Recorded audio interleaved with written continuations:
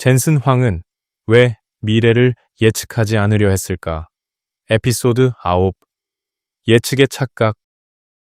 우리는 미래를 예측하는 사람을 리더라고 생각한다. 앞으로 무엇이 뜰지, 어떤 기술이 지배할지, 어느 산업이 사라질지 먼저 말해주는 사람을 신뢰한다. 확신에 찬 전망은 우리를 안심시킨다. 불확실한 세상에서 방향을 제시해주는 것처럼 보이기 때문이다. 하지만 한 가지 불편한 사실이 있다. 대부분의 예측은 틀린다.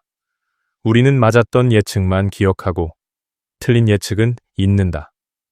그래서 미래를 맞힌 사람은 천재가 되고 틀린 사람은 조용히 사라진다. 예측은 단순하다. 하나의 시나리오를 선택하면 된다.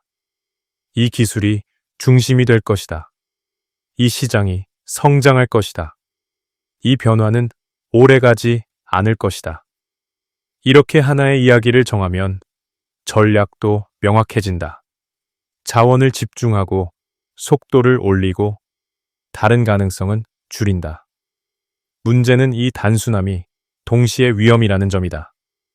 예측은 항상 하나의 가정 위에 서 있다. 그 가정이 틀리는 순간 구조 전체가 흔들린다. 이미 자원이 한 방향으로 묶여 있기 때문이다. 미래는 직선으로 움직이지 않는다. 기술은 예상치 못한 방식으로 결합되고 시장과 사회는 갑작스럽게 방향을 바꾼다.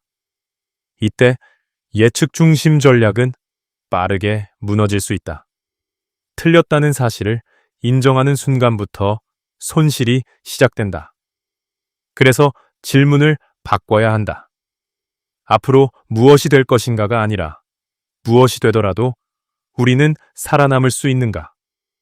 이 질문은 겉으로 보면 소극적으로 보인다. 하지만 실제로는 훨씬 공격적이다. 왜냐하면 특정 미래를 믿지 않기 때문이다. 하나의 시나리오에 의존하지 않고 여러 가능성을 동시에 견딜 수 있는 구조를 만든다. 우리는 흔히 확신 있는 전략을 선호한다.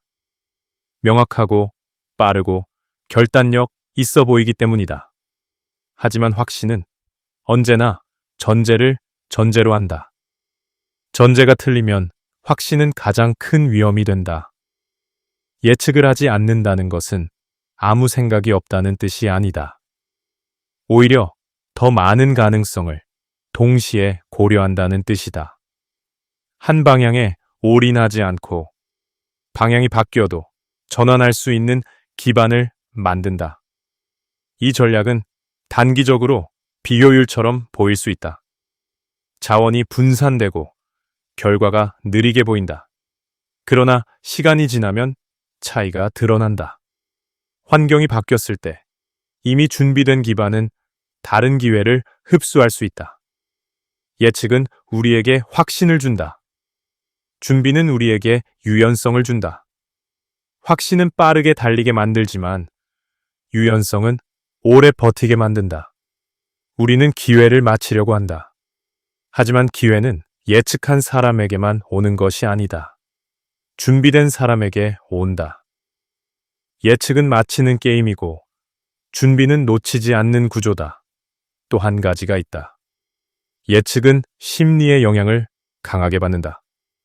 우리는 낙관적인 이야기를 더 쉽게 믿고 비관적인 경고를 과소평가한다. 그래서 예측은 종종 우리가 듣고 싶은 미래를 강화한다.